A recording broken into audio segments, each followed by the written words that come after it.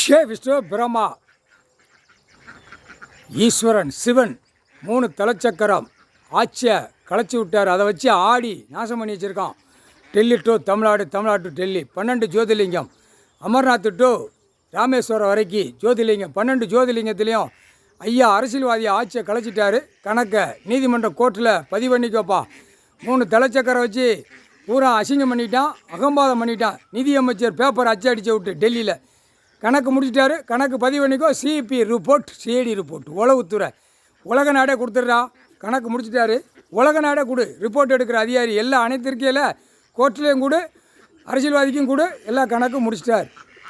ஆட்சியை களைச்சிட்டாரு, முடிச்சிட்டாரு. கணக்கு ஒப்படைக்கலைன்னா இராணுவம் முப்படை வானரப்படை வெளியில் கிடக்கிறவன் உள்ளே கொண்டு வந்து தூக்கி துவைச்சிருவார். ஒரு வேளை விட மாட்டார். புரிஞ்சுக்கோ. ஆணும் பெண்ணும் 3 தலைச்சக்கரத்தை வச்சு நாசம் பண்ணி வச்சுருக்கான்.